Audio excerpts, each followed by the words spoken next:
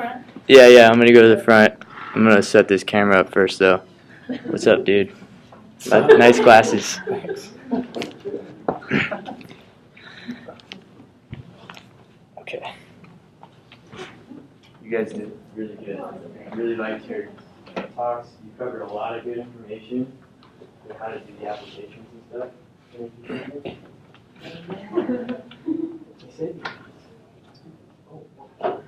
I was at Kreuzberg Friday for comedy night, and like the closing act just like comes up and somebody brings him a slice of pizza, and then he asks if anybody has any ranch. And so somebody brought him a thing of ranch, and he's like, "Who wants me to do a shot of ranch? I'll do it right now." He just took the ranch and chased it with pizza. So does anybody have any ranch? So I go to Chapman. My name's Grafton. I just sort of went with that one. Let's see. I'll start with some numbers. I'll put these up on the board. If you think, like you said, that you can do this thing, I'll tell you probably what you need to have. 3.17 cumulative GPA. Probably need that. And you probably need 3.45 prerequisite GPA. You know, just round numbers. Not coming to these numbers by any specific reason. And mid 150s. Probably mid to high.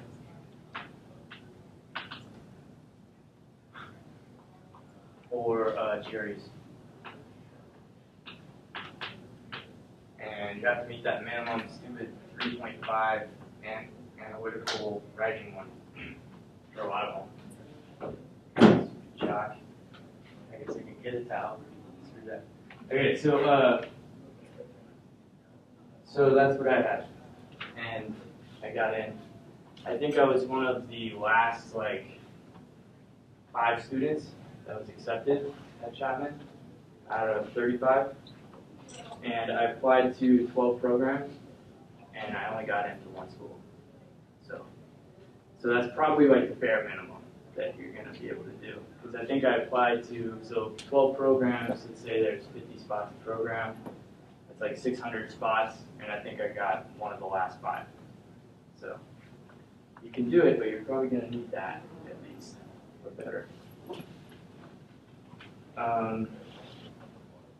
See, I was in Chile in October, and I was in Chile in October 2014, and I was working at a hostel, and I was having a great time, and I got a acceptance email from Chapman. I'd been denied from all the other 11 programs at that point, because all the other ones started in August, and the only one that started in the spring was Chapman's program. So I'd already gotten a bunch of rejection letters when I was in South America, and my parents were Skyping me and reading me the next rejection letter and the next one. And it was a very sad time, but it was also really fun because I was in South America and I was having a great time. If I was working at a PT clinic as a aide or something, I probably would have been crying every night. But fortunately, I was partying and working at a hospital. It was a good time. So then I got accepted, and now I've been free from school and normal life for a year and a half or 2 years, and I didn't know if I wanted to go anymore. So I called my dad, as a good son does when he has a good dad who gives him fatherly advice, and I said, "Dad, should I go to PT school? I got accepted to Chapman." And he said, he thought about it, and he gave me some good fatherly advice. He just said, "Yeah, you should go. What are you doing? Stop messing around." But then, I don't know, I talked to him for a while about it, and kind of like, I think he realized, like, oh, he's really struggling with this decision, and it's not going to be as easy as just telling him to go. So then he said, all right, sounds like you've got some good reasons for not wanting to go, so why don't you make a pros and cons list of the reasons why you would go and the reasons why you wouldn't go. So I hadn't done that yet. I'd done it in my head, but I hadn't actually like written it out. And I found it really helpful, actually. So maybe we could do that right now. That sounds like a good idea. So, pros, and I'll try to fill in the gaps here. Add some things that I didn't put on the list that I would put on the list now. And cons. Does anybody have any pros going to PT school? I know it's a very broad question. It helps people get better. Yeah, you can help people. Okay. Help people. Improve their well-being. Improve what? Their well-being, get them back where they want to be. Okay. I think that's a really good one. Anybody else? Any pros? You avoid having to get a job right away. That's true. Kind of.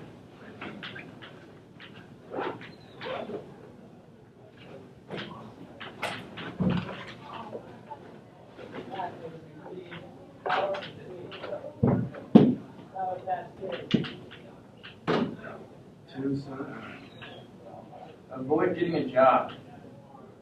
It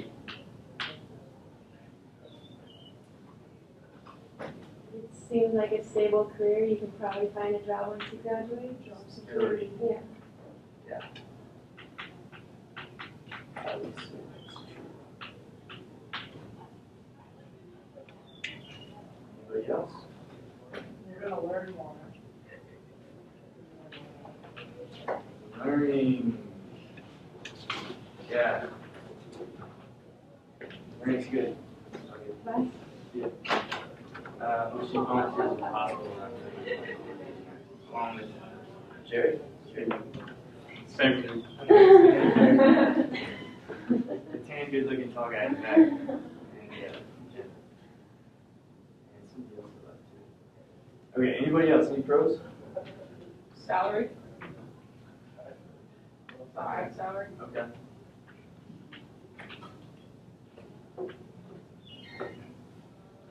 Anybody else? I think that's pretty good for that side. All right, any cons?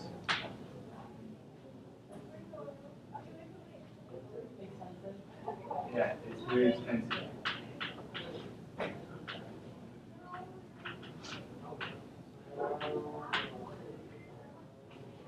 Anything else?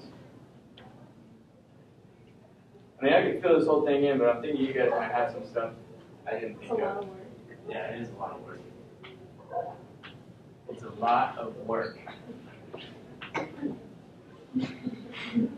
So, I'm just gonna go ahead and cross that shit out, because this is like twice as much work as a regular job, I would say. Like, maybe not exactly twice as much, but I mean, I probably, during the first year, I was probably doing like,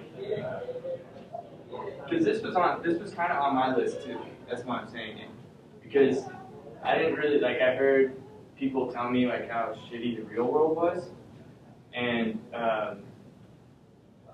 I mean, older people would be like, oh yeah, enjoy it while you can. Once you get to the real world, it gets real tough.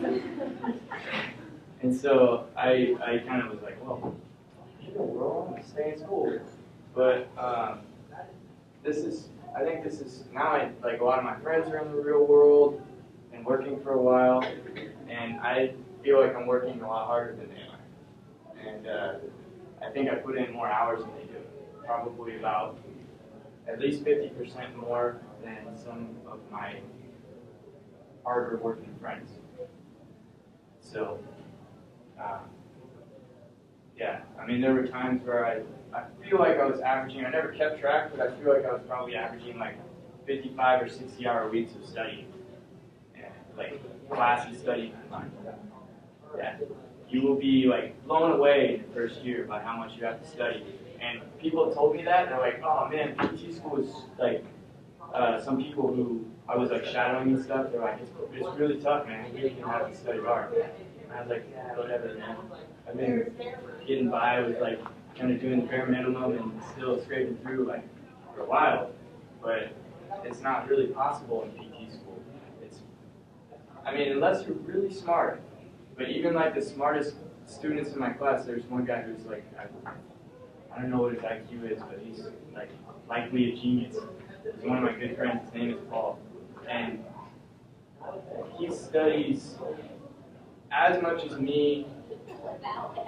He gets straight A's, but he studies as much as me. And I feel like he could probably get away with maybe studying like 30% less, but he'd still be probably putting in like 40-hour weeks of studying just to pass. So even if you're really smart, you're gonna have to study really hard. Hard work. Any other comments? That one took the cake. Now you're like, fuck this, I'm getting out of here. It's not for me. Okay, so I got a couple other ones here. Got a couple for this side, and I got a couple for this side. Yeah. So work plus time. And it is a licensed profession, so I'll talk about what that means in a second. So this one, stability. For all this work and time, the amount of stability that you get is probably, like, you guys are all smart people. There's a lot of other things you could do. So if the reason that you're doing it is for stability in your job, I would say there's probably a lot of other things you could do that would be more stable. You probably live more comfortably even. And if you're working this hard and you're as smart as you are, you do a lot that would be stable. You know, like my brother is probably making more now than I ever will, and he's 26, and I'm smarter than he is. So. What's he doing? He is selling advertising for First Media Company. So he markets marketing. He's like a real salesman. First Media Company is in the Bay Area. They're the ones that do like San Francisco Chronicle. They own that paper. So he sells like advertising space. Anyway. So I don't know, this one, yeah, it's stable, but I think I'm going to put an asterisk next to it. No, because I put an asterisk there. I don't know, maybe I'll just put like a sad face. It doesn't really make sense, but something.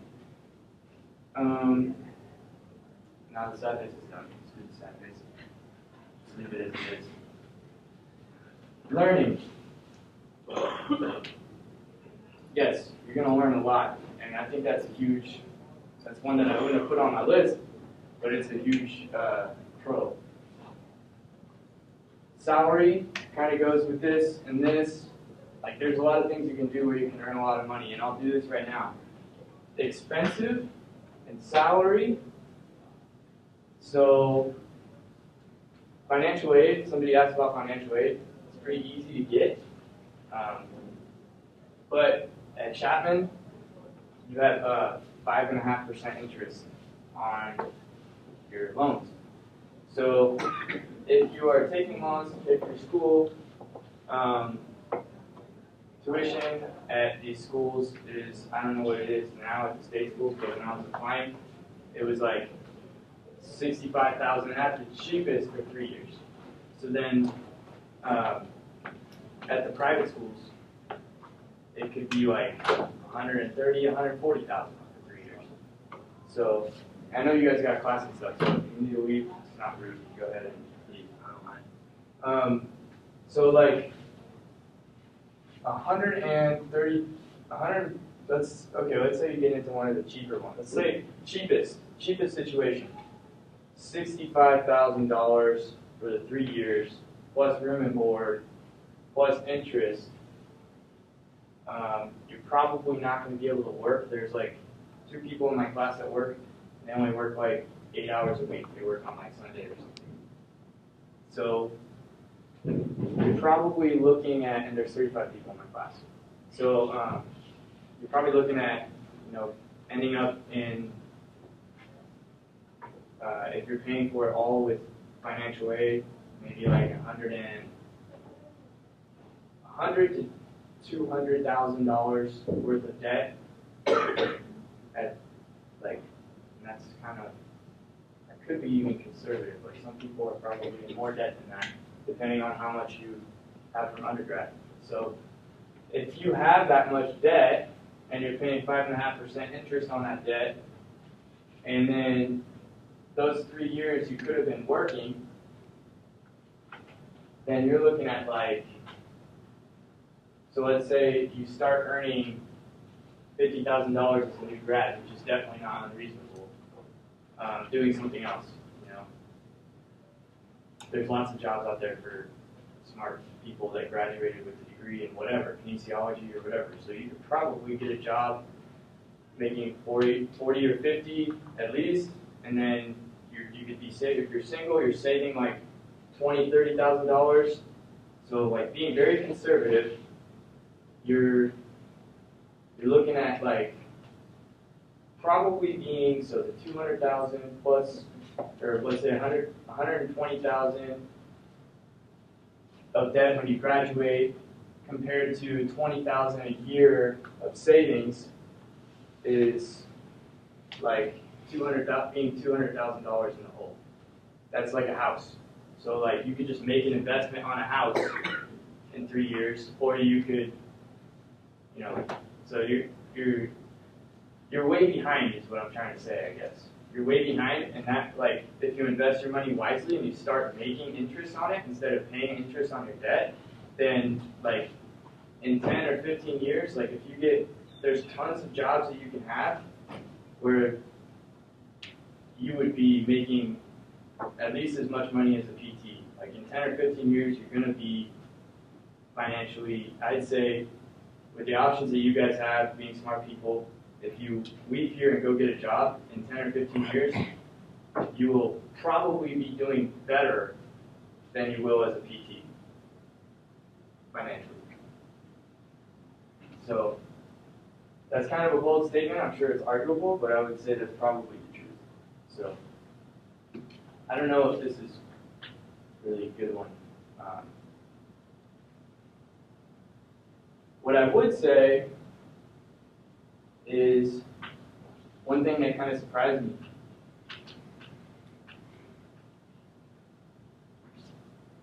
You're going to make some awesome friends. You're probably going to have them for life. Because you're going to go through some shit with these people. And it's going to be fun. Like you're going to hate it sometimes, and it's going to suck. When you're like, I'll just give you an example. Like you'll find yourself in the lab, like in the cadaver lab, with a bunch of dead bodies at like 2 in the morning, like rocking out to techno music with like 3 of your friends, looking at muscles and like pulling apart nerves and stuff and joking around. So, I mean, that may not be your idea of a good time, but yeah, that was a good Friday night doing finals last semester. And I mean, you'll have fun. You'll meet some good people, and by the time you graduate, I guarantee you, you will have some awesome friends. I mean, even like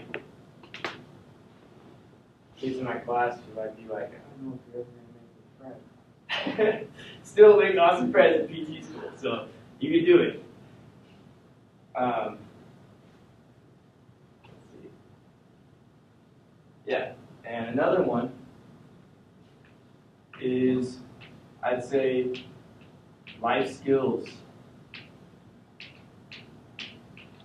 I'm not like the most conscientious person in the world.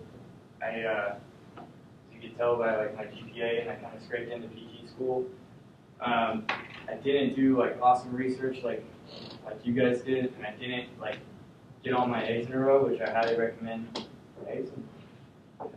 don't know. My ducks in a row, yeah. Ducks have eggs and they go in a row. But I didn't really do that. So I recommend that you do that so that you don't have to take the chance that I took. Because it is a big chance. When you're filling out those applications and you're working super hard at it, and you're like, shit, this might not even happen for me. Like, I'd say the odds are probably against me at this point. Like, it sucks. And it's like a big gamble with your time and your energy. So if you're gonna take that gamble, put in the time to make sure it happens for you. You know, I'd say that's probably, and I'll kind of tell you how to do that if I can. So yeah, but this life skills thing. So like I said, I'm not the most like conscientious guy, and so PT school has been really good for me because like I don't know what I would have done if I hadn't. It's kind of like military in a way, like some kind of discipline that I needed in my life because I was just sort of like having a good time and doing what I wanted to do a lot, and I wasn't very good at managing my time. I wasn't very good at like managing my life and like planning things out. But now I don't have much time at all. So I have to like set my priorities and figure out the best ways that I want to spend my time and who I want to, with relationships, who do I want to spend my time with. Whereas before I had like all this extra time, I was like, I'm just gonna do this and do that. So basically, I guess like you kind of grow up. Like you sort of have to grow up. There's a lot of responsibility in this job, and I've never been big on responsibility either. But you have to be able to handle it. If you can't handle the responsibility of some other person's health, then you're not going to be able to do the job. So you'll get these, whether you like it or not. They'll be forced into you.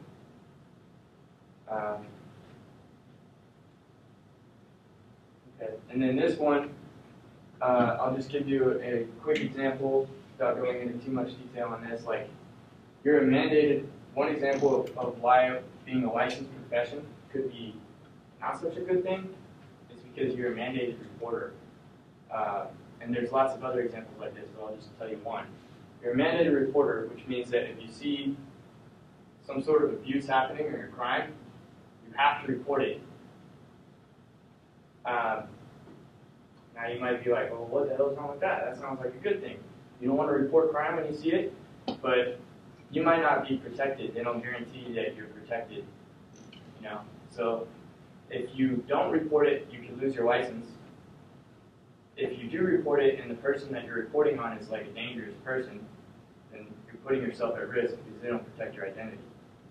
So there's lots of ways like that. I'm not going to get into this too much, but I kind of don't trust the government very much. And the government's in control of you. They're in control of you if you have a license. They're the ones that give you that license. So, and they control PT school and PT as a profession and who gets in. They control it. That's why the salary is still pretty high, because they control the supply of new professionals into the career they control the supply, therefore the supply always kind of matches the demand. But if they just open the floodgates and let anybody practice, there's a lot of you guys here that want to do this. There's like 800 applicants a year for PT school. There'd be people who would be willing to do the job for a lot less, So it's an awesome job. A lot of people want to do it. But it's a good thing and a bad thing that it's licensed because we get to kind of have our cake and eat it too, because we get to have a high salary and still have an awesome job. But it's a bad thing because the price of school is higher because it's a licensed profession. You're a mandated reporter because it's a licensed profession. There's a lot of ways that the government kind of has control of it. So, any questions on this stuff?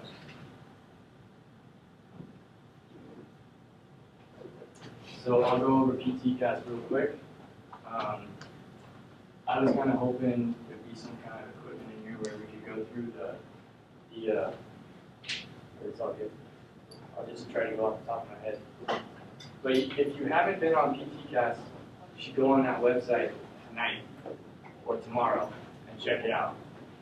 Because there's a lot of things where you're like, kind of like, well, I could probably, I think I could get in and stuff like that. And I have a good idea of kind of what it takes to get in, like what the minimum would be. But like, for me, I didn't go on it for a while. I was just like, oh, I'm thinking about going to PT school, whatever. And then like, when it was time to go, I started looking at all the requirements. And that's not a good strategy at all. Like, you should go on there as soon as possible and look at the requirements for each school. They have average GPA of the accepted students from the previous class on there. They have average GRE scores. But one thing that they're not always accurate. So the information on PTCast isn't always accurate, and I found that out by calling the programs and asking them. So go on there and try to figure out like what's the average GPA, what's the average GRE. These schools, make yourself a good list of schools that you think you might be interested in applying to, and then figure out what their prerequisites are. Because every school is going to have different prerequisites. So you can save yourself a ton of time. We're thinking about like writing an essay, for example, or applying to like 10 schools or something, how long that takes. But think about how long it takes to take a whole class, and you might find yourself in a position where if you didn't plan correctly, you're going to have to take an extra class that you weren't planning on taking. So, because every school has different prerequisites, most of them have prerequisites in common, or like kind of similar prerequisites, but there's a couple of them like UOP, they require, I think they require calculus or something like that. I don't know if that's still the case, but I didn't take calculus, so I couldn't apply to UOP. But if you find like a group of, like if you get a set of programs that you're interested in, and then you start comparing like, oh, this one has these prerequisites and that one has these prerequisites, and these 3 schools that I really want to apply to require calculus. Is it worth it for me to take calculus? I should probably take calculus, But if only one of those schools requires calculus, then, well, screw that school, we'll go somewhere else. It's going to take too long to apply there.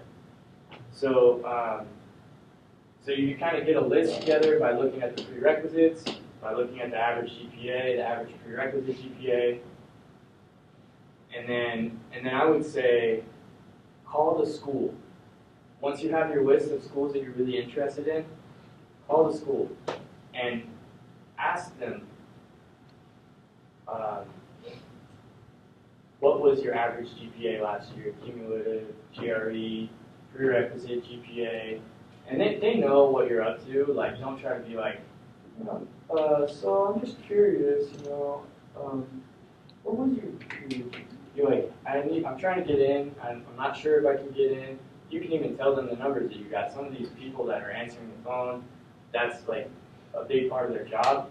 It's like public relations or like talking with the people who are interested in applying. You can just tell them, like, I have a 3.3 prerequisite GPA and a 3.5 cumulative GPA, and I got this on my GREs. Like, is that going to, like, do you think I have a chance? And they might say, well, you're a little low, or they might say, I don't know, or they might say, yeah, I think you got a good chance. The other thing you can do is look for those weird kind of situations where, like for me, it was Chapman had 2 starting classes. They had one starting in August, and they had one starting in January. And that's really weird. Not very many schools have that. So I thought, well, okay, which one should I apply to? Should I apply to the August one or the January one? Because I was still in time to apply to both. And so I called, and I asked the lady.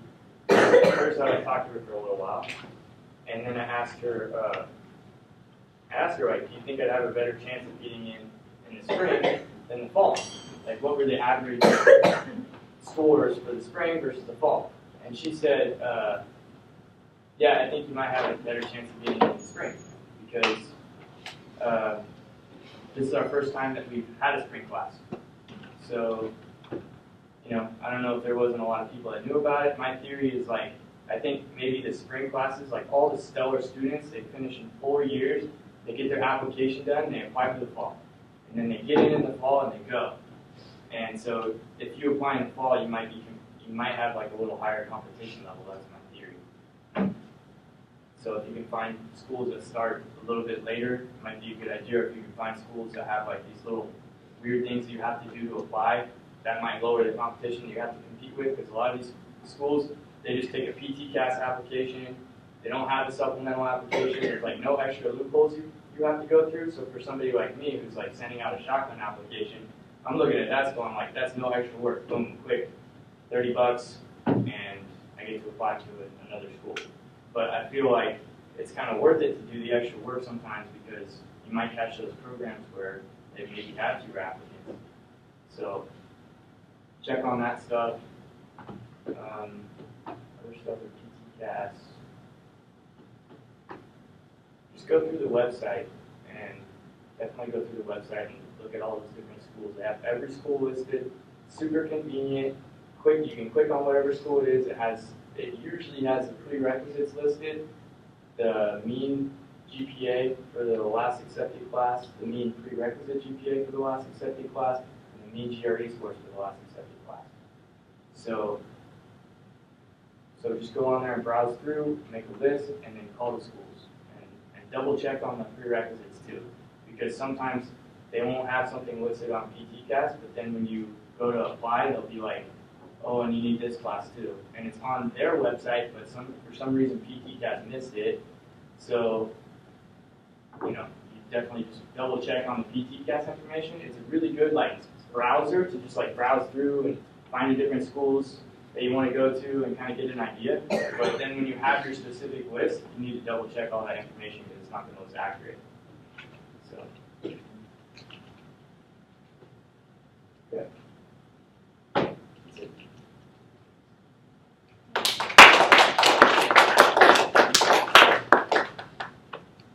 Anybody have any questions? How'd you end up in Jones with So they have different clinical rotations that you can do, and if you are in a relationship or something, you're like tied down, then you might just want to stay where your school is. But if you don't like that kind of thing and you just like moving around, then you can choose schools out of your area or places out of your area to go and do your clinical rotation sometimes. It depends on the school. Some schools will give you both. Actually, that's a really important thing to look for when you're looking at schools to apply to. The clinical director, a couple things. So the clinical director is kind of an important person. This is like one person that's in charge of a year of your life, basically. Because they decide where you go. So you're going to want to ask them if they have a wish list for your clinical rotations. We do have a wish list, and I've always gotten my number one. I've had 4 clinicals now, 2 2-weekers, and 2 that were like months long. And I've always gotten my number one pick. Not everybody does, but I always have. So if you have a wish list, that's a really good thing. Some programs don't even have a wish list. They just tell you where to go. And that's a year that you'll be in clinicals, likely. I think almost 6 all. months for OT. 6 months for OT, and a year for PT. And if you don't have a choice, that's pretty rough. I know some people who I talked to who went to other schools, and their program sent them like out of state to do their clinicals, and they didn't have a choice. So that goes on to that, it's on you. So, but for me, I did have a choice. So that's an important thing to look for.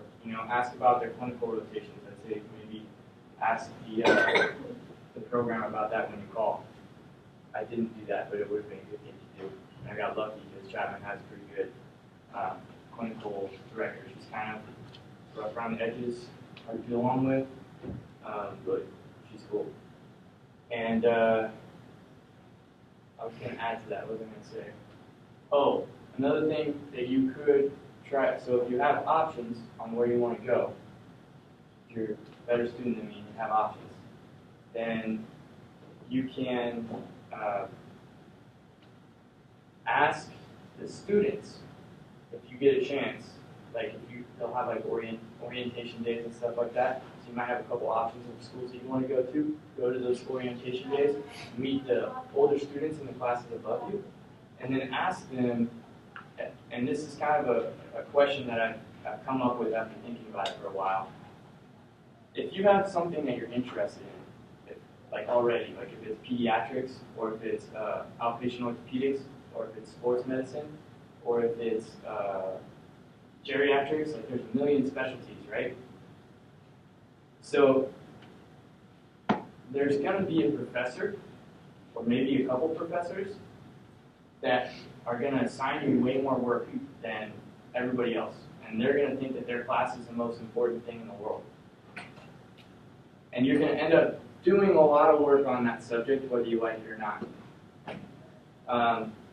So I would ask the students that you meet when you go to these schools, I would ask them, what teachers give you the most work and what subjects? Because I had a pediatrics teacher that just slammed us with work and statistics. She taught pediatrics and statistics, and she slammed us. So I spent a lot of time studying pediatrics and statistics, which is not at all really what I'm interested in. And it was very frustrating for me. And then my orthopedics professors, like, didn't really, I could slack off on orthopedics if I wanted to. I could put a lot of time in just out of choice because that's what I'm interested in. But I could have slacked off. I would have liked to have like switched my crazy peds professor with my orthopedics professor so that I would have had more time like studying orthopedics and less time studying pediatrics. So if you have something that you're interested in, you know that's probably what you want to do, then find out like just ask like who are the crazy teachers at your school that give you the most work. Find out what subjects they teach, and then that's if they are teaching your specialty or where you want to specialize in, it's probably a good fit for you, a better fit for you.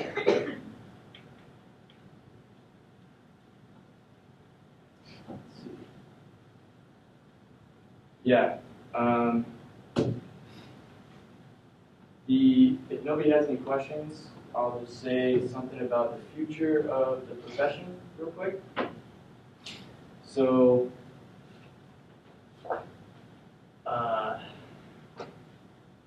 like I say, we're a licensed profession. There's a lot of,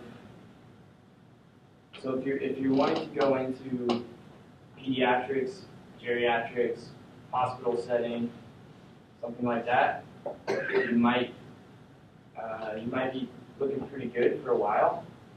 If you want to go into outpatient orthopedics, there's nothing that we do as physical therapists that's illegal for somebody who's not licensed to do in California. So they can't call it physical therapy, but they can do it. So that our scope of practice is not really protected.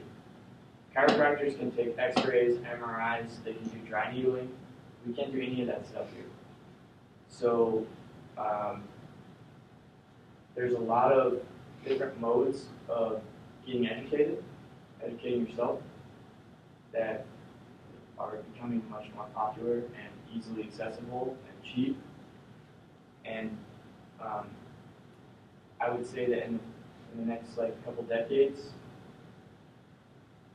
it's going to be the way that physical therapy is taught. It might be tough for outpatient orthopedic physical therapists unless you're you just can't rely on that education, I would say, because there's so many other professions kind of trying to compete with us and so many other ways of getting educated that they're more focused on like that outpatient kind of thing. Whereas you're gonna have to learn in PT school, it's like not the most efficient way to get like an outpatient kind of education because you're learning like pediatrics, you're learning geriatrics, like you're learning everything, and other people can just kind of focus on their one specialty that they want to do and just learn all about that. They don't have to take as much time. They don't have to spend as much money as you. So I think the profession is awesome. I think the goals of the profession are awesome. And I would say that if you go into physical therapy school, you'll get a really broad education and it'll be a really interesting and sometimes fun and sometimes terrifying experience. Overall, really positive experience. So you're paying for that experience.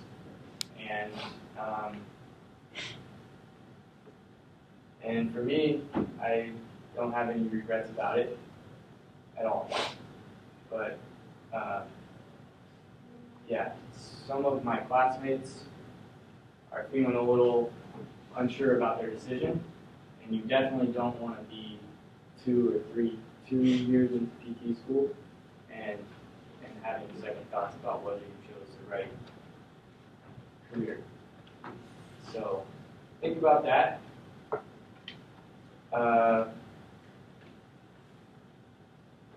And I'll tell you a quick story to kind of lighten the mood before we leave.